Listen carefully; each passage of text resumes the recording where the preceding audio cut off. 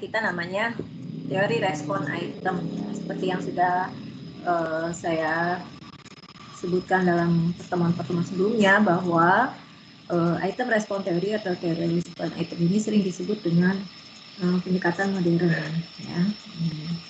Nah, yang mendasari lahirnya IRT ini adalah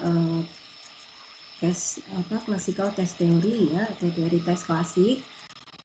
Ya, ada baiknya sebelum kita membahas lebih lanjut tentang IRT ini, kita lihat terlebih dahulu ya seperti apa sih classical test theory itu, ya, sehingga nanti kita bisa tahu gitu ya perbedaannya, ya. Tapi kita mungkin tidak akan terlalu detail membahas lebih dalam ya tentang CTT ini. Tadi saya sudah berikan kan ya beberapa linknya, nanti Anda lihat di YouTube ya tentang CTT tersebut. Kemudian tadi juga ada slide ya, slide tentang CTT, nanti itu bisa Anda pelajari juga ya. Saya juga sudah membaca beberapa hasil tugas yang sudah Anda kerjakan. Ya, saya lihat mayoritas sudah bagus ya penjelasannya, dan meskipun mungkin ada, saya lihat 1-2 orang yang jawabannya persis sama, yang nggak tahu apa memang kebetulan hasil penerjemahannya sama atau kalau memang benar-benar sama ngerjainnya gitu ya. Ya maksud saya kalau ini kan hasil kerjaannya tidak eksak ya, apalagi memberikan pendapat. Saya sih berpikiran kalaupun memang Anda bekerja sama mungkin tidak akan persis sama banget kalimatnya. Masing-masing anak ini memiliki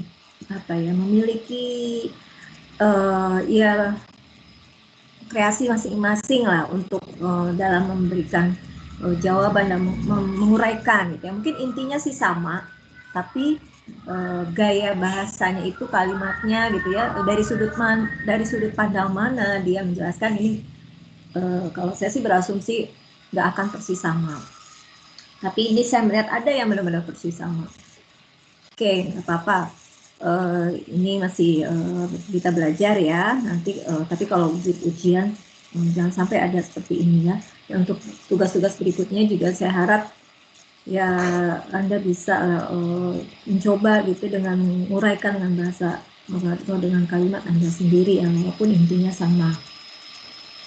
Nah, kemarin kan dalam tugas tersebut diantaranya saya meminta Anda menjelaskan dari buku yang saya beri keywordnya juga ya, punya di buku Ayala, ya, tentang isu-isu atau hal-hal yang berkaitan dengan pengukuran ya, dengan measurement ini apa aja gitu kan. Ya, saya lihat jawabannya sudah semuanya ya, boleh saya bilang ini bagus-bagus gitu ya. Di antaranya yang pertama, sifat dari isu yang berkaitan dengan measure ini adalah yang pertama adalah reliability ya. Reliability, kita tahu bahwa suatu instrumen ya, suatu alat ukur gitu ya harus bersifat reliable ya. Artinya dia konsisten ya, hasil pengukuran dia itu harus konsisten dari pengukuran yang satu dengan yang lainnya. Contohnya kalau misalkan kita menimbang berat badan kita ya, dari hari ke hari gitu ya. Nah, nanti saya lihatkan juga di dalam YouTube juga ada contohnya gitu kan. Misalkan berat badan kita itu yang sebenarnya yang eksaknya banget ya, mungkin kita ya kurang paham ya kalau eksaknya banget, mungkin 60,23 atau 60,15 dan seterusnya, itu mungkin yang true-nya. Tapi kalau misalnya kita melakukan penimbangan gitu ya dari hari ke hari, misalnya atau nimbangnya 2 hari sekali atau 3 hari sekali gitu kan, dengan timbangan digital ya. Mungkin hari pertama 60,3, hari kedua 60,5, hari ke berikutnya 60,7 misalnya. Tidak ada yang persis sama gitu kan, jarang sekali. Tapi dari hasil penimbangan itu gitu ya, ya relatif konsisten gitu kan, nggak terlalu berbeda jauh sekali gitu kan. Kalaupun mungkin berbedanya ya 61 gitu ya, kalau ininya nggak terlalu yang misalnya hari pertama 60, hari kedua itu langsung misalnya 70 gitu kan. Boleh dibilang itu relatif impossible ya kalau selisihnya sampai 10 kilo dalam sehari gitu kan. Nah itu tadi kekonsistenan. Artinya tadi ya konsisten bahwa kalau kita melakukan pengukuran yang berulang-ulang gitu ya, nah, hasil pengukurannya ini konsisten, artinya hasil pengukuran kita memiliki reliabilitas yang tinggi. Nah kalau misalnya hasil pengukuran itu tadi berbeda gitu ya, beragam, sangat beragam, maka dia low reliability ya, reliabilitasnya rendah.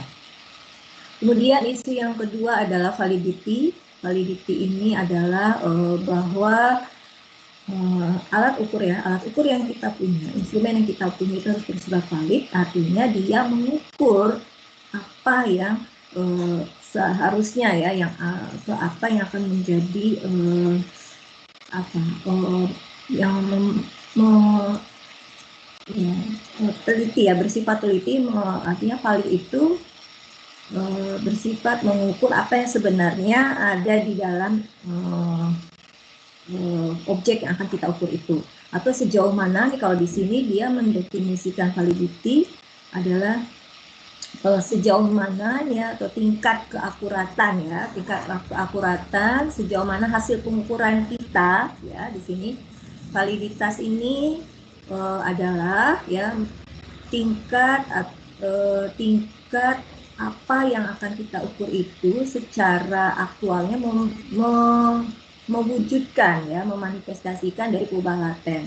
Jadi kalau misalnya kuesioner lah ya, misalnya instrumen kita adalah kuesioner, alat ukur kita di sini dalam hal ini kuesioner. Kuesioner tersebut akan digunakan untuk mengukur suatu perubahan laten. Nah, kuesioner kita dikatakan valid kalau memang kuesioner tersebut benar-benar mencerminkan ya, memanifestasikan ya, mewujudkan perubahan laten kita ya. Jadi item-itemnya itu memang item-item yang ada di instrumen kuesioner tersebut memang mewujudkan atau merepresentasikan ya, merupakan manifestasi dari perubahan laten kita. Nah, tapi ya sebagai contoh di sini katanya ya, kalau kita ingin mengukur ini kecemasan ya, sebenarnya itu tadi ya, yang alat ukur tadi merupakan, katanya tadi merupakan manifestasi dari perubahan laten ya. Nah, misalkan kita di sini akan mengukur kecemasan. Nah, apa sih yang merepresentasikan kecemasan gitu ya? Nah, kita bisa misalnya menggunakan ini, kita tanyakan misalnya salah satu dari itemnya tersebut adalah berapa kali ya frekuensi dia sakit kepala, atau lamanya sakit kepala itu berapa lama gitu kan. Nah, meskipun di sini gitu kan tadi kita menggunakan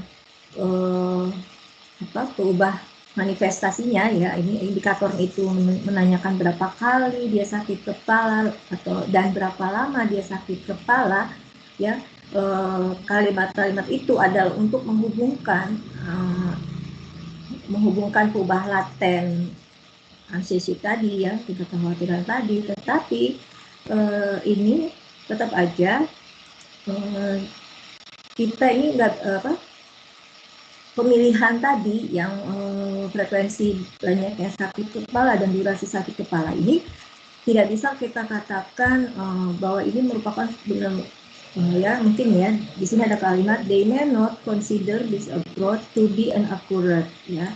Itu bukanlah merupakan suatu pendekatan yang pasti ya, yang benar-benar akurat yang tadi, karena itu merupakan suatu aproksimasi aja ya. Untuk mengukur anxiety itu kita menggunakan suatu pendekatan pendekatan itu menanyakan berapa kali dia sakit kepala dan kemudian berapa kali dia sakit kepala, ya. Nah, artinya kata dia ya di sini in short ya, kita melakukan suatu pengukuran itu tidak berarti bahwa ya hasil pengukuran kita ini in an accurate reflection. Tidak berarti apa yang kita ukur itu benar-benar merefleksikan keakurasian dari variabel yang menjadi perhatian kita, gitu kan? Nah, artinya bisa jadi hasil pengukuran ini bisa valid atau juga bisa juga tidak valid, ya kayak tadi, gitu kan? Kira-kira valid nggak ya mengukur tingkat kecemasan melalui pertanyaan berapa kali Anda sakit kepala dan berapa lama sakit kepalanya itu. Nah, kalau memang ini item-item ini memang benar-benar akurat mencerminkan anxiety, mencerminkan tingkat kecemasan, artinya item tersebut ya dikatakan valid ya. Jadi suatu instrumen dikatakan valid jika hasil pengukurannya itu benar-benar secara akurat mencerminkan keubah yang menjadi perhatian yang akan kita ukur, ya itu namanya valid ya. Nah di sini disebutkan juga bahwa syarat perlu ya, syarat perlu tidak berarti ini syarat perlu but not sufficient condition. Syarat perlu tidak berarti harus kondisi cukup ya untuk suatu pengukuran kita bersifat valid adalah instrumen yang memiliki tingkat reliabilitas yang tinggi. Ya, jadi kita perlu concern ya, tidak hanya dalam suatu alat ukur ya, yang perlu kita perhatikan tidak hanya bersifat reliable ya, tadi ada kekonsistenan, tapi juga dia harus bersifat valid ya. Jadi tadi yang pertama masalah reliability, yang kedua masalah validity ya di sini. Dia not only it is necessary to be concerned not only with consistency of all measurement but also with their validity. Jadi tidak hanya concern ke reliability ya, tapi juga ke validity. Nah, yang ketiga, isu yang ketiga di sini adalah alat ukur kita sifatnya bersifat invarians ya. Invarians di sini artinya isu ukuran kita ya, alat ukur yang kita itu tidak dipengaruhi oleh objek yang akan kita ukur ya, sifat invarians di sini. Di sini ya ada kalimatnya instrumen pengukuran ya, ini instrumen pengukuran.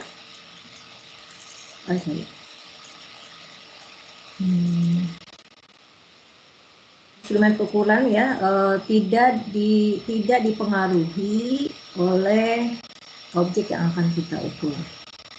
Ya.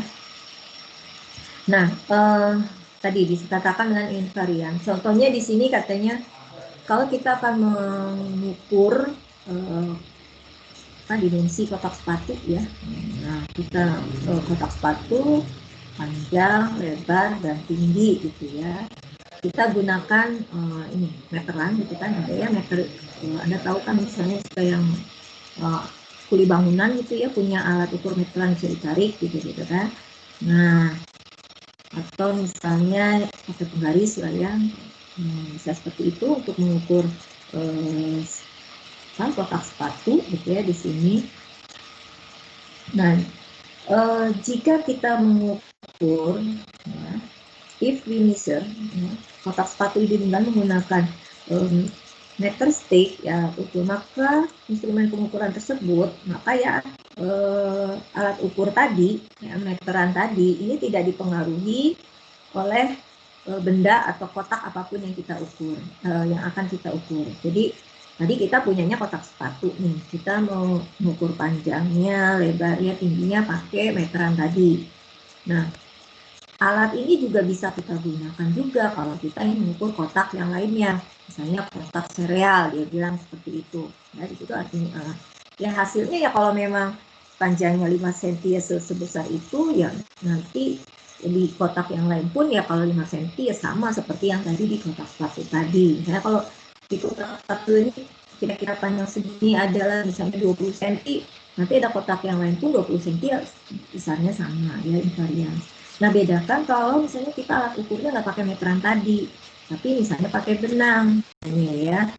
Nah benang dengan cara kita ini mengukur, cari sisi mana yang paling terkecil dari kotak sepatu itu, gitu ya. Benangnya itu kita bentangkan, gitu ya, ke yang panjang kotak sepatu yang paling pendek ya, kan ada panjang lebar sama tinggi itu, yang paling pendek yang mana, kemudian kita potong benangnya itu.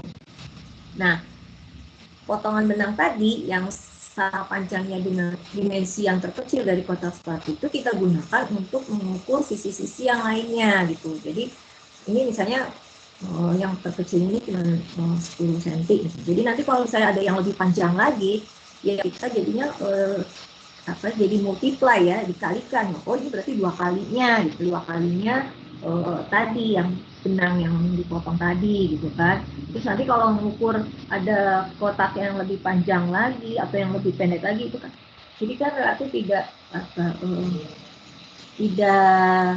ajeg ya, atau apa ya, invarian apa ya, invarian. Varian itu kan bervariasi ya. Kalau in berarti tidak bervariasi, berarti tetap tidak konstan hasilnya itu. Nanti bisa jadi di sini kan, in short ya, the measurement would be multiplies of the sources dimension ya. Jadi nanti hasil pengukuran itu berarti hasil kalinya dari yang tadi benang yang terpendek tadi. Sekarang asumsikan kita akan mengukur ini katanya sereal. Nanti artinya untuk yang kotak sereal dimensinya paling pendek ini akan kita gunakan itu untuk mendefinisikan ukuran ya. Di sini artinya kotak yang kita ukur ini mempengaruhi hasil instrumen atau hasil alat ukur kita ya. Dalam hal ini berarti alat ukur kita ini tidak memiliki sifat ini invariant ya, invariant property. Jadi itu yang ketiga. Kemudian yang keempat, isu yang keempatnya itu adalah bahwa hasil pengukuran kita itu tergantung kepada pendekatan ya, pendekatan yang kita gunakan ya, pendekatan untuk operasionalisasikan keubah ya. Jadi untuk mendefinisikannya ya, tergantung bagaimana kita menginterpretasikannya ya. Jadi misalkan kalau kita ingin mengukur anxiety, ya kan ada berbagai macam pendekatan tuh kalau kita ingin mengukur tingkat kecemasan. Bisa pakai ini, alat ini, ya, untuk mengukur panjang keringat ya. Ini apa tingkatan ini, ada skin apa gitu di sini.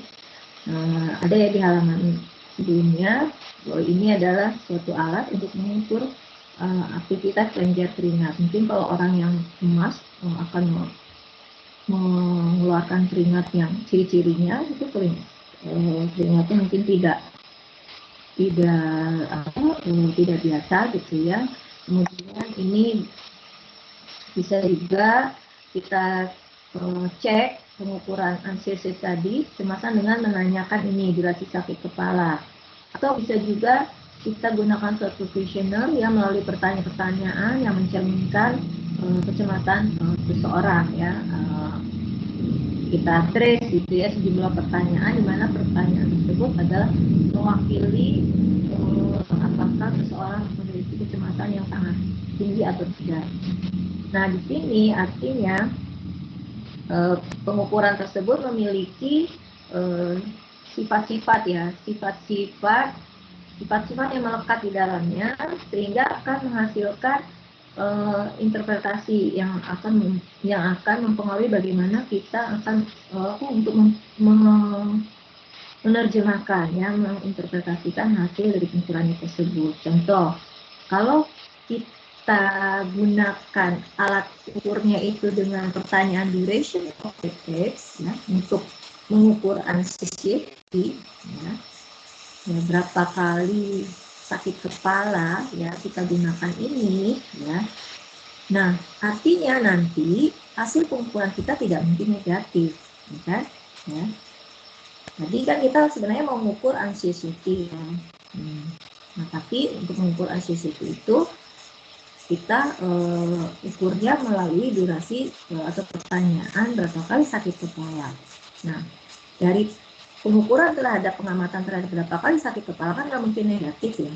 Nah, sehingga di sini nanti hasil pengukurannya ini tidak mungkin negatif. Nah, sesudah melakukan pengukuran itu sehingga kita bisa membuat perbandingan di antara orang tersebut. Jadi kalau misalnya si A sakit kepalanya misalnya 3 kali, si B 5 kali, jadi kita nanti menyimpulkannya bahwa si B ini tingkat kecemasannya lebih tinggi dari si A, karena sakit kepalanya lebih sering gitu kan, misalnya seperti itu. Jadi di sini sifat-sifat these properties are a reflection ya, adalah suatu refleksi ya. Jadi sifat ini adalah suatu refleksi dari kenyataan apa yang kita ukur ya, tidak hanya merupakan suatu unit konstanta saja, tapi dalam hal ini juga ada nilai nol mutlaknya yang merefleksikan ketidakadanya apa yang diukur. Jadi kalau misalnya seseorang ini ditanya berapa kali Anda sakit kepala dalam 2 hari ini atau 3 hari ini, terus dia menjawabnya saya nggak merasa sakit kepala sedikit pun dalam 3 hari ini gitu ya. Jadi kan dia akan menjawab 0. Oh, berarti dari jawaban dia 0 itu terus kita mungkin beranggapan bahwa orang ini anxiety-nya nggak ada gitu, nggak ada kecemasan lah dalam 3 hari ini gitu. Nah, di sini nanti akan menggambarkan kalau misalnya dari hasil pengukuran tersebut terdapat nol mutlak, maka akan menghasilkan hasil pengukuran atau skala pengukuran yang dinamakan rasio ya, dimana rasio scale itu kita kenal bahwa suatu skala pengukuran yang di dalamnya mengenal nilai nol mutlak ya. Nol mutlak itu artinya tidak ada ya, sehingga kita bisa melakukan perbandingan di situ. Kalau si A nilainya 2, si B nilainya 4, maka kita bisa bilang si B 2 kali daripada si A. Jadi kalau misalnya di sini tadi si A sakit kepalanya 2 kali, si B sakit kepalanya 4 kali, kita bisa bilang bahwa si B 2 kali lebih banyak merasakan sakit kepalanya dibandingkan si A. Itu ya, itu kalau rasio. Rasio mengenal sifat nol mutlak.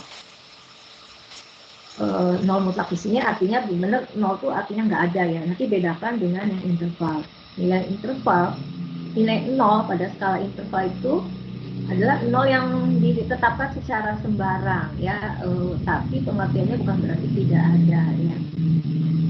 Nanti di sini misalkan contohnya yang sering diberikan mungkin kalau yang interval itu suhu ya, suhu yang diukur dengan derajat Celcius gitu kan. Nah, kita pilih aja bahwa titik dalam Celcius itu kita pilih titik 0 ya untuk sebagai baseline-nya. Nah, 0 tapi bukan berarti di situ 0 itu bukan berarti maknanya suhunya ya, itu hanya menetapkan secara arbitrary ya, secara sembarang itu buat baseline aja. Nah, di sini in kontras ya,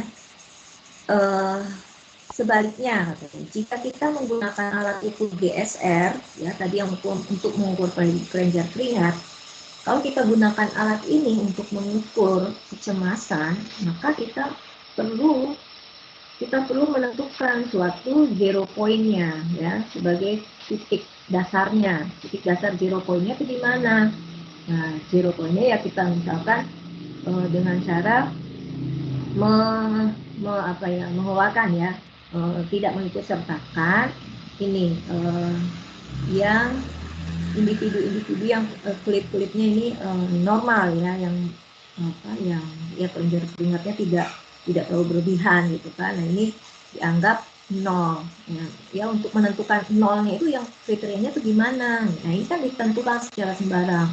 Oke, kita tentukan nilai 0 itu kalau kita menemui seseorang yang ya kelenjar keringatnya itu masih wajar-wajar aja gitu, yang enggak sampai berlebihan banget. Nah, kita anggap itu nanti nilainya 0 deh. Nah, nilai 0 di situ kan artinya ditentukan secara sembarang ya, arbitrary ya, sebagai baseline aja, sebagai dasar nolnya itu nanti kita pilih yang mana gitu. Oh, nolnya kalau kita temukan individu yang kelenjar keringatnya nggak terlalu banyak. Nah, sama seperti yang tadi suhu air ya, suhu air nolnya itu nanti di mana sih gitu. Nah, itu kan penentuan suhu dalam Celcius ya, maksud saya penentuan nol itu kan secara sembarang, orang tuh menentukannya secara kesepakatan gitu, maksud saya ya, arbitrary, secara kesepakatan untuk menentukan 0 derajatnya itu di mana pada suhu gitu.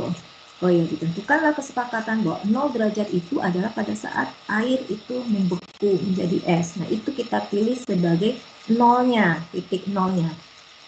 Tapi bukan berarti nggak ada suhunya loh, makna 0 di sini gitu kan. Beda kayak kalau kita mengukur berat badan gitu ya, 0 di situ berarti memang nggak ada beratnya gitu ya, sehingga berat badan gitu ya tadi, skala kalau kita mengukur berat badan seseorang dengan skalanya kilogram, itu merupakan skala pengukuran itu rasio, karena 0 di situ merupakan absolut ya, absolut 0 point, nilai 0 mutlak. Beda dengan tadi yang pengukuran suhu dalam Celcius pada air ya, suhu air, penentuan nilai 0 itu bukan absolut, tapi arbitrary ya, artinya sesuai dengan kesepakatan. 0 itu di mana gitu kan, tadi pada saat air membeku. Juga sama untuk alat yang GSR ini, penentuan 0 itu ya di ya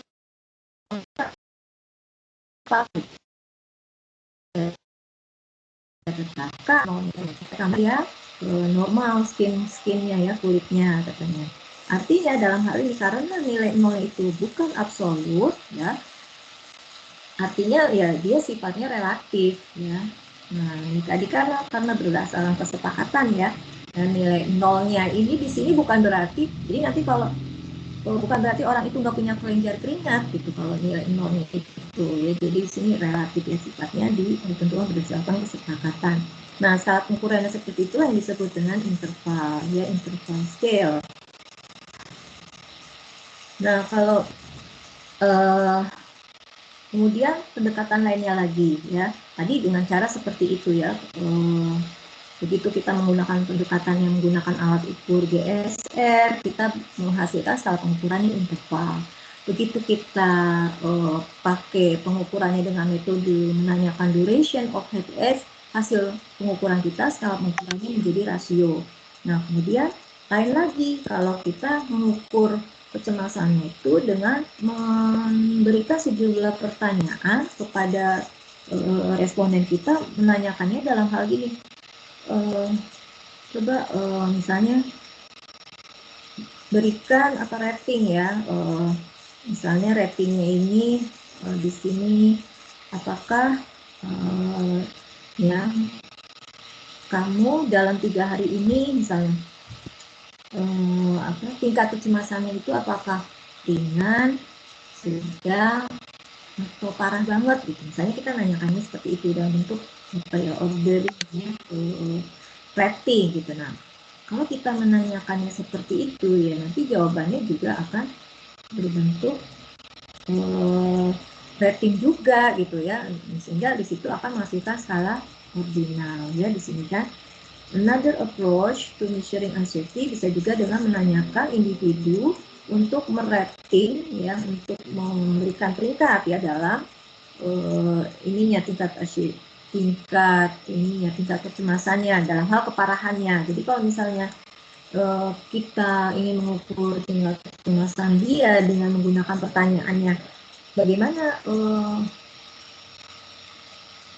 perasaan Anda gitu ya, kecemasan Anda dalam 3 hari belakang ini, apakah tadi ya yang apakah sangat cemas banget gitu ya. Mungkin kalau dia lagi memikirkan sesuatu yang yang membuat dia itu sangat cemas, dia tentu akan bilang saya safer gitu ya, saya sangat sangat-sangat cemas. Nah, di situ kan nanti berarti penilaian responden akan beda-beda kan, dimulai dari yang mungkin middle, moderate, severate gitu kan, atau yang acute ya, acute ininya tingkat HSV-nya kan itu.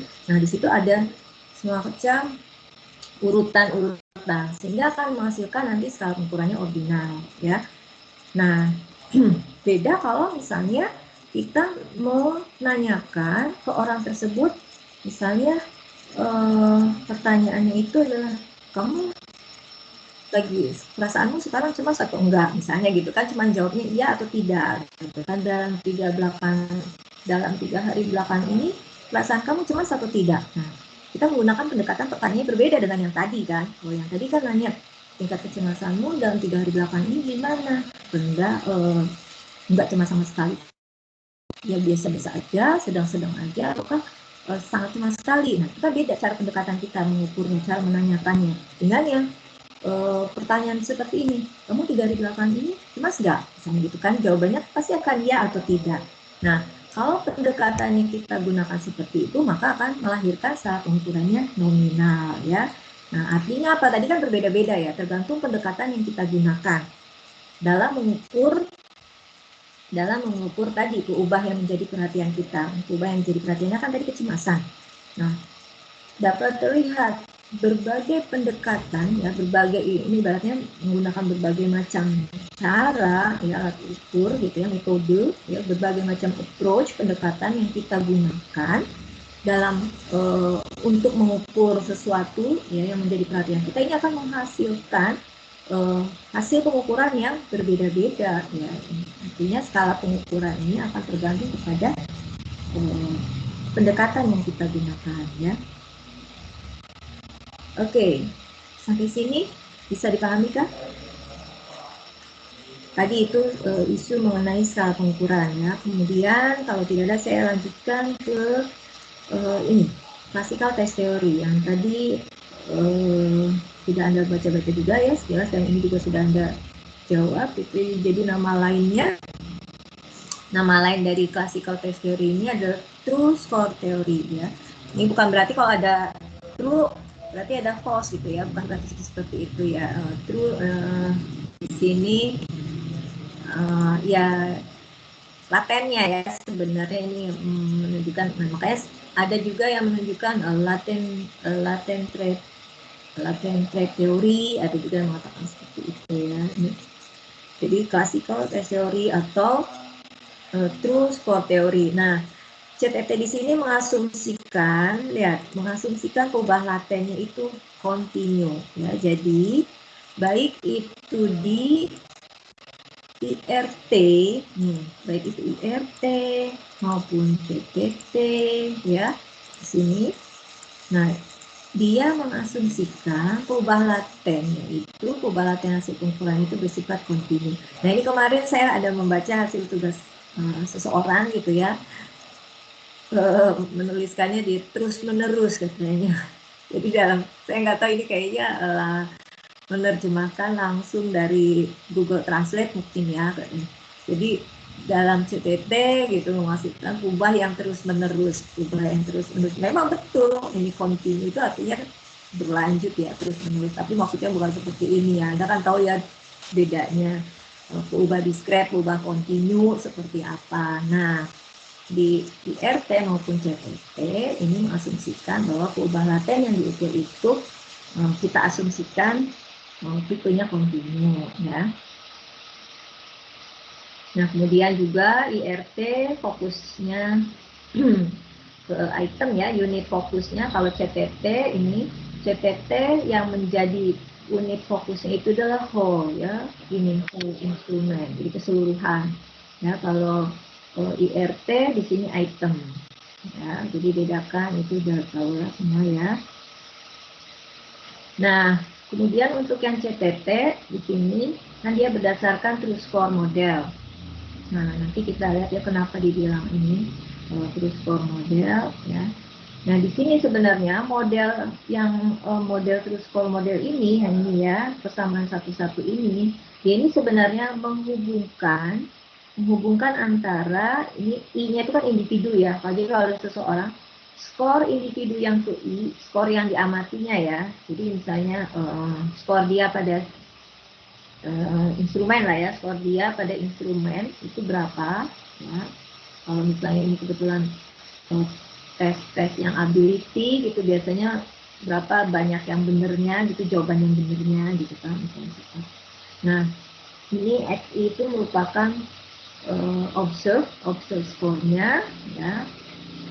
Jadi kemudian yang ini yang UI ini menunjukkan lokasi dia pada ubah latennya. Nah, di sini error. Dan jadi ini sebenarnya yang namanya model CTT ini menghubungkan antara skor observe, X itu observe ya, skor observe dengan skor latent trade. Ya, ini menunjukkan sebenarnya skor latent trade dan ini sebenarnya errornya ya. Nah, seperti tadi ya, sebenarnya apa yang kita dapatkan, apa yang kita peroleh dari hasil pengukuran kita secara langsung ya dari yang observe, ini kan belum tentu persis sama dengan apa yang sebenarnya kan, apa yang sebenarnya kita ukur. Ini ada selisihnya, di sini lagi errornya ini.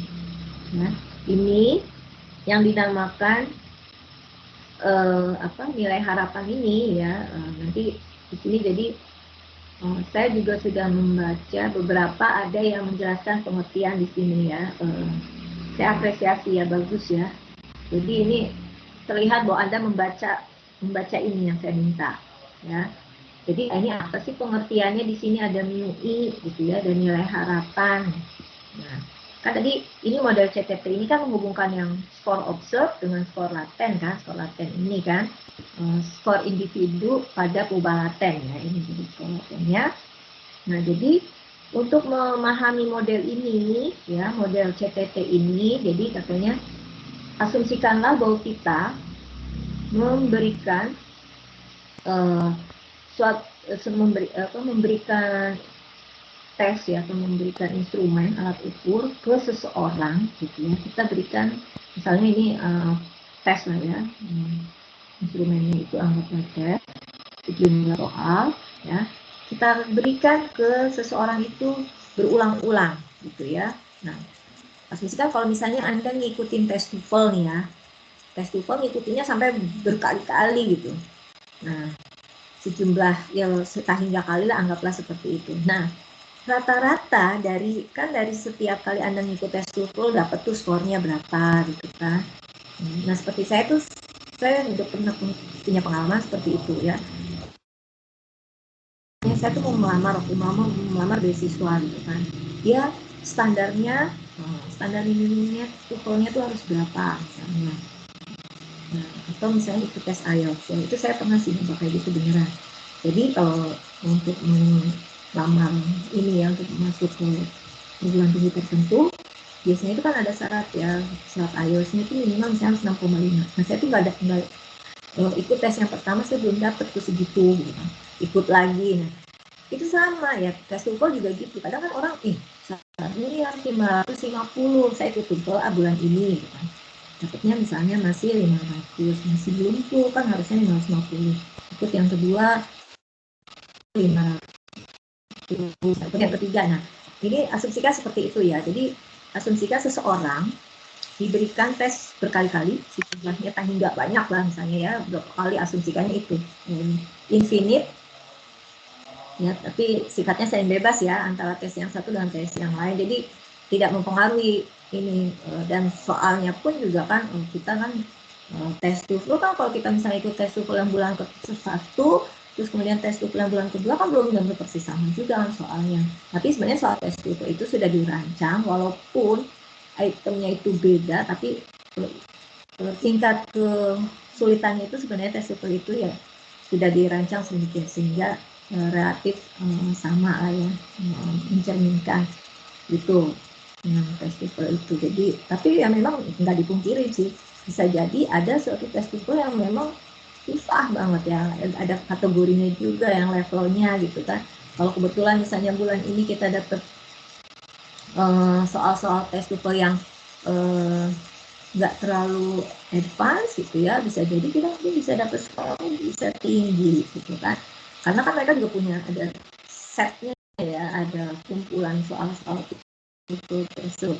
Mungkin ada kumpulan soal yang satu set tertentu itu lebih advance dibanding yang lainnya. Nah, kalau kebetulan kita dapat set soal yang itu, bisa jadi apa nilai TOEFL kita itu jelek. Nah, kalau yang kayak gitu berarti kan tergantung ya. Jadi itu namanya klasik di situ ya, hasil pengukuran itu bergantung kepada tingkat jadi karakteristik seseorang bergantung kepada karakteristik item. Ini yang jeleknya CTT itu seperti itu ya, keterbatasan CTT itu seperti itu. Jadi karakteristik seseorang dipengaruhi oleh karakteristik item, begitu juga sebaliknya karakteristik item dipengaruhi oleh karakteristik orang, gitu ya. Nah, ini tadi kembali lagi, kalau instrumen itu diberikan sejumlah sahingga kali gitu ya kepada seseorang, nah kemudian kita hitung rata-ratanya ya dari skor-skor yang tadi itu, nah kita notasikan ini mu. Jadi mu itu sebenarnya yang dinamakan mu itu adalah rata-rata atau nilai harapan dari skor observe si individu itu dari sekian kali, dari sejumlah kali kalau dia diberikan instrumen tersebut ya. Nah, pada setiap on any given administration, pada setiap pemberian tes ya, itu nggak akan persis sama dengan rataannya itu. Jadi kalau misalnya anggaplah ini ngikutin tes TOEFL-nya 3 kali gitu ya. Nah, dari ketiga kali itu misalnya yang pertama dapatnya 500, yang kedua 520, yang ketiga 530. Nanti berapa tuh rata-ratanya? 500 ditambah 520 ditambah 530 berapa tuh? 1000 berapa? 1550 ya. Nah, bagi 3 berapa?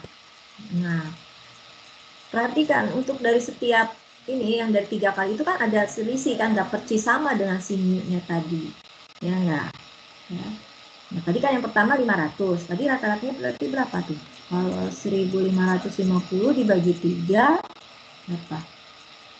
Ya 500 something ya, coba dihitung ya. Nah, kan di sini yang tadi yang pertama 500, berarti kan ada selisih dari mu-nya, ya kan? Karena ini di sini artinya on any given administration, person observer itu tidak akan persis sama.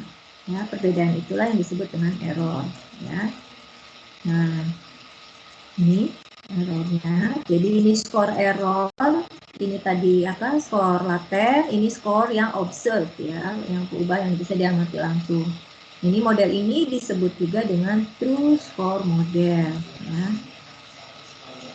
Jadi kenapa disebut classical test theory? Ya, ini apa? Pendekatan ini berdasarkan pada teorinya itu ini, pada teorinya ini bahwa skor observe itu sama dengan skor laten plus error ya, plus skor errornya itu ya. Teorinya itu simple ya, kayak tadi kan ada juga yang tadi disebutkan bahwa dalam CTT itu teorinya ya simple aja, ini ya utamanya model true score model ini. Nah, kalau Anda lihat berarti apa? Performance seseorang ya, apa yang kita lihat, apa yang kita amati dari seseorang itu sebenarnya merupakan rata-rata ya, fungsi dari rata-rata atau fungsi dari nilai harapan ya ditambah dengan error ya, ini maksudnya ya. Jadi performance dari apa yang kita lihat ya, apa yang kita nyatakan, yang kita ukur secara langsung itu sebenarnya di dalam itu terkandung komponen harapan, nilai harapan ditambah errornya ya. Sekali lagi yang seperti saya sudah sebutkan mungkin di modelnya apa ya, suatu komponen data itu sama dengan pasti ya komponen sistematik plus error ya, apa yang bisa diterangkan plus apa yang tidak bisa diterangkan gitu kan.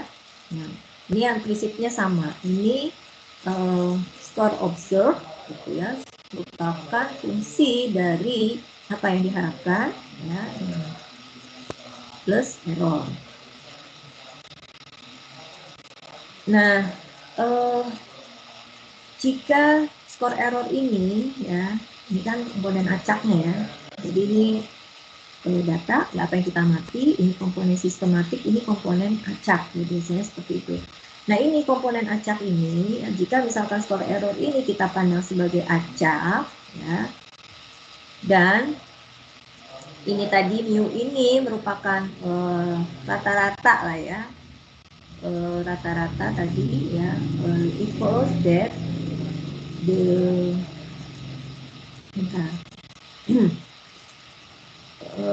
kalau ini kita anggap sebagai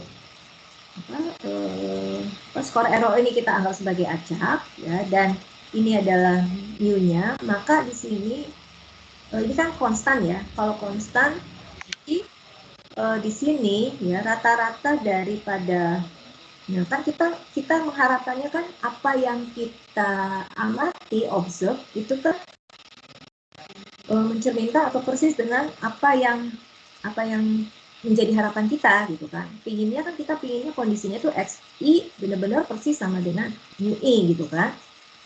Artinya apa? Di sini pinginnya error kita tuh kecil, sekecil mungkin, karena pinginnya apa yang kita ukur tuh benar-benar persis sama dengan kondisi yang sebenarnya gitu, dengan kondisi harapannya XI sama dengan MUI. Artinya di sini kita kepinginnya rata-rata dari si error ini pinginnya sekecil-kecilnya, kalau bisa memang dalam ukuran sih jarang gitu ya yang persis sama. Tapi kita di sini mengasumsikan ya, kita asumsikan bahwa harapannya ya, nilai harapan dari rata-rata dari error ini akan sama dengan 0. Kalau kita lakukan pengukuran berulang kali gitu ya, makanya di sini disebutkan given that the error score are considered to be random and that MUI ini adalah nilai harapan dari XI-nya ya. Jadi atau kalau Anda menggunakan prinsip nilai harapan pada StatMat juga ini sebenarnya bisa ditunjukkan kan. Ini kan nilai harapan dari XI ya, ini kan sama dengan kalau untuk penduga yang tak bias gitu ya. Ingat penduga tak bias bahwa theta duga gitu ya. Nilai harapan dari theta duga itu sama dengan theta ya kan.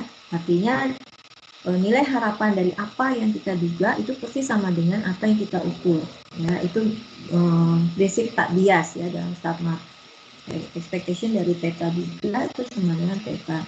Nah, ini juga sama ya, kita harapannya kita pinginnya XI ini kan sebagai penduga dari ini kan ya, apa yang kita observe secara langsung ini sebenarnya penduga dari sini kan.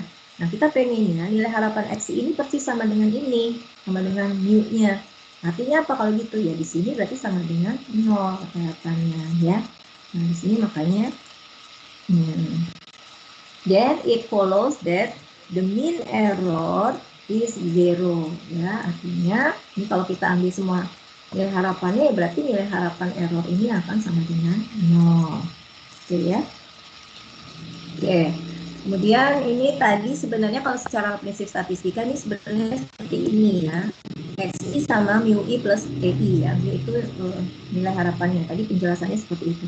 Tapi di sini kata dia berdasarkan convention kesepakatan mu ini kita ganti notasinya dengan T ya untuk menunjukkan true score karena di dalam CPT mengenal istilah true score, tapi dia bilang true ini jangan diinterpretasikan sebagai truth in any way ya, kebenaran yang benar-benar benar dalam ini ya, ada benar ada salah enggak ya. Jadi dia si Ayala ini lebih suka mengenal istilahnya trait ya, trait sifat ya. Jadi skor trait skor sifat. Jadi T di sini notasikan XI sama dengan TI plus EI. T ini bisa disebut dengan true score, bisa juga dengan trait ya, trait score. Jadi kalau Ayala lebih suka menggunakan istilahnya trait score. Jadi ini XI skor yang teramati, yang observe dari individu ke I. Kemudian TI ini adalah skor karakteristiknya ya, tadi true score-nya pada individu yang ke I, atau trait score-nya, ini skor error-nya. Oke. Kemudian di sini kita akan lihat ada suatu hubungan fungsional ya antara person latent trait. Jadi nanti di IRT itu ada kita kenal ini notasi theta, ya, notasi theta nanti ya sebelum kita lanjut. Theta ini untuk menggambarkan karakteristik laten ya dari seseorang, ya mau tadi anxiety ya atau motivation, pokoknya perubahan laten lah ya, perubahan laten atau karakteristik laten akan kita ukur dari seseorang ya, dan IRT ini parameternya atau dinotasikannya ini namanya dinotasikannya dengan theta ya. Nah, kata di paragraf ini disebutkan bahwa ada hubungan ya, ada hubungan antara karakteristik laten berdasarkan IRT dengan karakteristik laten dari CPT kata dia ini ya, ini kalimat di sini. Nah, hubungannya ini katanya didasarkan pada asumsi dari bentuk paralel suatu instrumen. Ya, ini artinya apa sih? Di sini asumsi tersebut didasarkan pada asumsi paralel, bentuk paralel dari suatu instrumen. Ini artinya setiap item, ya, setiap item pada instrumen itu dipandang ya memiliki fungsi respon yang sama ya, pada semua form. Jadi misalkan kita punya sejumlah instrumen gitu ya yang kita berikan berulang-ulang, sebenarnya setiap item pada instrumen tersebut ya, dari yang misalnya kita ada formnya sebanyak 5 gitu kan ya, sebenarnya fungsi untuk merespon ya dari item-item tersebut itu adalah sama untuk semua form tersebut. Di sini ya.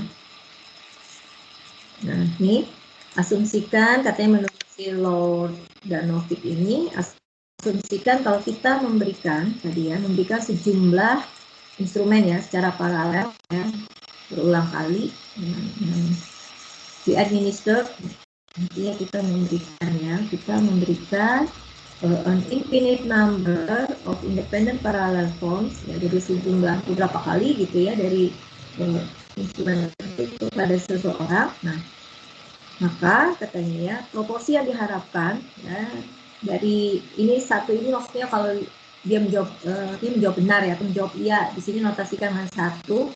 Jadi kalau kita memberikan instrumen secara berulang kali, nah logikanya atau harapannya itu memang proporsi dia menjawab benarnya itu ya ini dari bentuk yang satu dengan yang lain gitu ya, ini expected proportion of 1 gitu ya, atau nilai harapan dari skor yang tadi yang true-nya itu ya di antara tes-tes tadi ya, di antara yang form paralel tadi ini adalah sama dengan rata-rata peluang dia menjawab 1 pada suatu instrumen. Nah, ini kalau di IRT ya, average probability ya, given the person latent trait and an IRT model. Nah, ya, jadi kalau di IRT itu ya, kalau tadi kan pada CTT kita menghitung rata-rata skor yang diperolehkan dari sejumlah tes tadi. Kalau di IRT menghitungnya rata-rata peluang dia menjawab benar. Jadi pada pemberian yang pertama peluang dia menjawab benarnya ini berapa, yang kedua berapa, nah itu dihitung rata-ratanya. Nah itu untuk yang di IRT ya. Nah artinya di sini konsekuensinya ya, akibatnya ya di sini untuk theta di IRT tadi ya, untuk karakteristik laten seseorang berdasarkan IRT ini is the same ya, sama ya. Nah, sama dengan ini yang proportion yang diharapkan. Jadi untuk IRT ini sama dengan, kalau ini kan tadi di CTT kan nilai harapan dari yang true score-nya kan.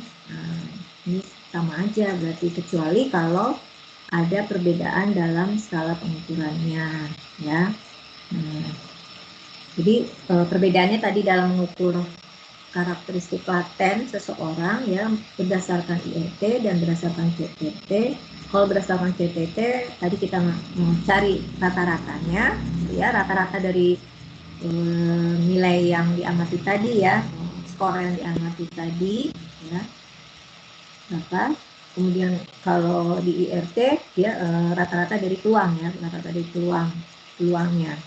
Kalau peluang itu kan berarti nilainya 0 sampai 1 kan ya. Nah, di sini lihat. Nah, artinya di sini katanya ya. Kalau theta di sini nanti akan memiliki theta memiliki nilainya itu minta hingga sampai hingga. Sementara nilai harapan dari T ini karena tadi rata-rata dari peluang itu ranknya pasti akan dari 0 sampai 1 gitu ya. Kalau kita lihat dari menggunakan rata-rata peluang gitu ya, akan kita peroleh nilai harapan T ini akan di antara 0 sampai 1 ya. Padahal kan tadi laten di IRT itu kan diasumsikan kontinu ya. Kontinu itu kan nilainya berarti bisa dari minta hingga sampai tak hingga gitu. Nah, makanya nanti nilai harapan si ini yang nilai harapan dari T, nilai harapan dari threshold ini, nah akan dihubungkan dengan karakteristik latennya dengan jadi yang skor ya, skor trade, nilai harapan dari skor trade akan dihubungkan dengan karakteristik latennya itu yang sebenarnya dengan menggunakan suatu fungsi transformasi ya. Nanti ini akan kita lihat seperti apa fungsinya yang untuk mentransformasi nilai harapan skor trade dengan laten trade yang diukurnya itu seperti apa, fungsi apa yang akan digunakan. Ini nanti lanjutnya ke fungsi logistik ya. Jadi ini fungsi logistik ini nanti akan mentransformasi nilai harapan yang tadi di antara 0 sampai 1 menjadi minta hingga sampai tak hingga ya. Kayak nanti dalam model-model IRT akan kita jumpai gitu ya fungsi-fungsi logistik ya. Karena kita menggunakan di sini transformasi logistik. Fungsi logistik kan bentuknya bentuknya S set ya, seperti S gitu. Dia monoton increasing. Nah, di itu pengertiannya di IRT ya ada kita kenal namanya expected trade score, ya, harapan untuk skor yang trade yang karakteristik laten gitu ya, dengan latent trade-nya dengan jadi ini theta itu menunjukkan karakteristik latennya ya, karakteristik latennya seperti apa. Sementara kalau ini menunjukkan skornya ya, skor yang diharapkannya. Kalau di IRT kalau ini mah lambangnya T ya. Nah, itu memang theta gitulah. Ya, jadi kalau di IRT notasinya theta, kalau di CTT nya notasinya T. Oke, sampai sini ada yang ditanyakan kah? Nah, ini untuk asumsinya ya, saya lihat sudah semuanya benar lah ya. Untuk asumsi dari CTT bahwa errornya ini tidak berkorelasi ya, jadi ini error ini tidak berkorelasi dengan yang trade score, error tidak berkorelasi dengan trade score, terus error pada instrumen yang satu tidak berkorelasi dengan T dari instrumen yang lainnya ya. Error pada satu instrumen tidak berkorelasi dengan trade score instrumen yang lainnya. Kemudian error pada satu instrumen tidak berkorelasi dengan error score pada instrumen yang lainnya. Ini memang asumsi-asumsi ini dalam prakteknya sulit ditemukan ya, boleh dibilang impossible ya, karena seringkali ini berkaitan gitu ya. Nah, ini makanya di sini the assumption are considered to be weak assumption ya, asumsi yang lemah karena seringkali dijumpai di pada data ya. Hal ini jadi ada korelasi ya antara skor trade di sini pada instrumen yang satu dengan yang lainnya ya. Kalau kita tes bisa jadi ada pengaruh gitu loh. Kita udah mendapatkan instrumen sebelumnya, kemudian diberikan lagi tidak untuk kemungkinan gitu ada korelasi antara error yang terdapat pada instrumen sebelumnya dengan instrumen yang berikutnya. Itu dalam praktiknya bisa saling berkorelasi gitu ya. Sementara untuk CTT mengasumsikan itu saling bebas. Nah, kemudian ada konsep reliabilitas dan validitas ini ya. Jadi sebenarnya yang disebut dengan indeks reliabilitas itu apa sih? Indeks reliabilitas itu adalah korelasi ya, korelasi antara observed score itu kan X ya, pada suatu instrumen dengan trade score-nya, Nah, ini mungkin notasikannya X transpose ya, X aksen. Jadi ini namanya indeks reliability itu adalah korelasi antara observed score pada suatu instrumen dengan trade score. Ya. Ini reliability juga bisa ditunjukkan gitu ya, formulanya rasio antara keragaman pada yang trade score ya, dengan keragaman jadi rasio antara keragam trade score dengan rasio yang observed score ya. Nah ini sama-sama dalam prakteknya kita tidak diketahui ya. Ini yang di atas ini yang trade score ini kan nilai yang sebenarnya kan kita tidak ketahui ya. Nah karena ini tidak diketahui, pembilangnya ini tidak diketahui, ya artinya di sini korelasi ini pun akan menjadi tidak diketahui gitu kan. Nah tapi kita bisa duga nilai yang samanya ini berarti parameter gitu kan. Kita kalau di Stratman kan misalnya mu, parameternya itu mu min. Kita mengukur nilai rata-rata dari semua amatan. Tapi yang karena kita nggak mengamati semuanya, yang kita amati ada sampel, maka mu itu kita duga berdasarkan X bar ya, X bar itu dihitung berdasarkan sampel.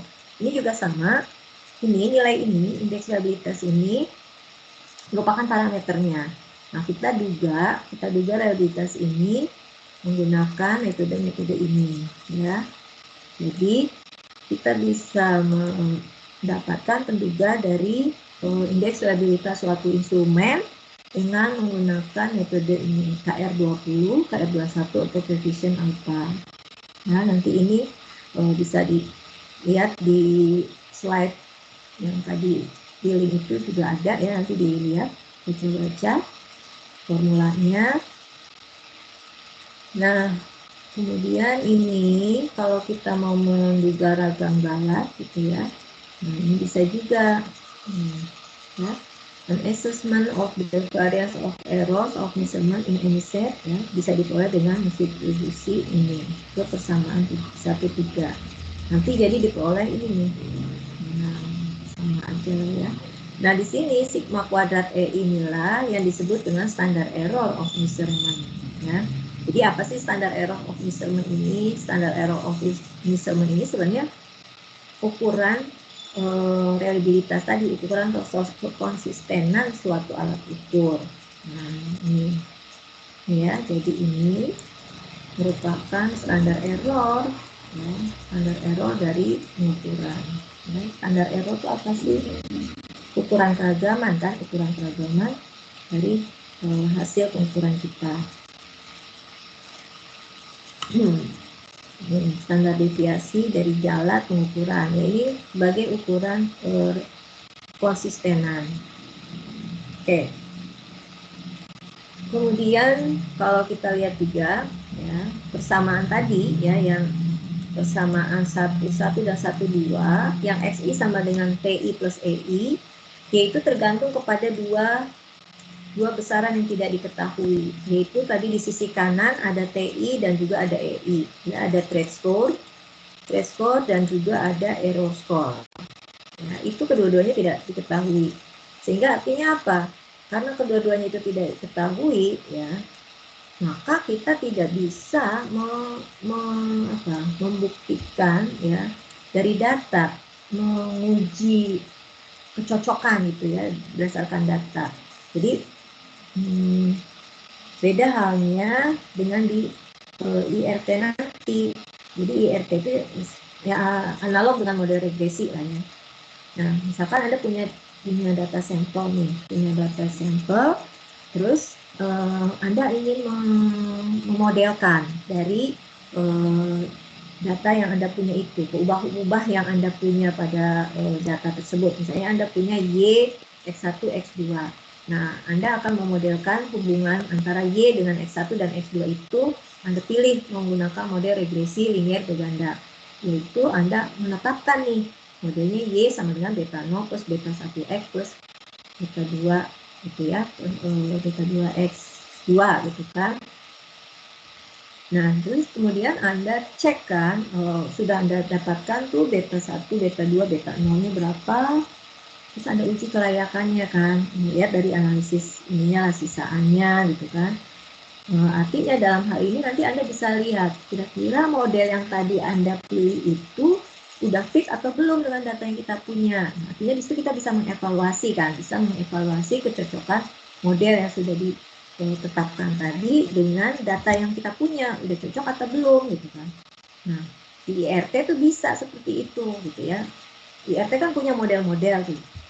Nah, di dalam IRT terus kita bisa mencocokkan data yang kita punya sudah sesuai atau belum kalau kita fit dengan salah satu model di IRT tadi.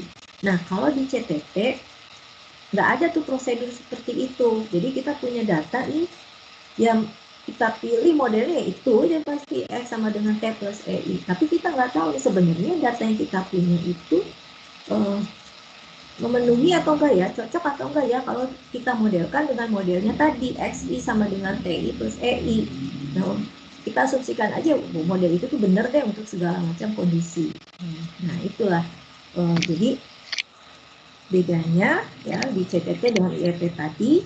Kalau di CTT ya, ini in CTT, in CTT we do not ini let's see. We do not examine model data fit. Jadi secara simpel kita mengasumsikan model itu tuh pasti benar aja. Nah, beda dengan di IRT. Ya, kita bisa melihat bahwa model kita itu udah bagus atau enggak, udah fit atau belum. Kalau di IRT bisa itu. Nah, ini makanya with IRT ya, kita bisa melakukan ini fitting model data fit. Tuh ya. Sampai sini bisa diikuti kan? Ada yang ditanyakan? Suara saya masih terdengar nggak ya? Halo? Masih, Bu. Masih ya? Bisa diikuti nggak ke sini? Ada yang tanyakan nggak?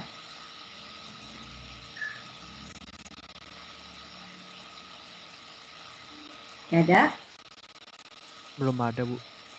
Belum ada ya, bisa ya. Nah, nanti kemudian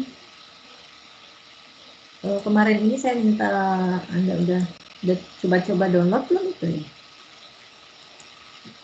Download yang package-nya yang di R itu.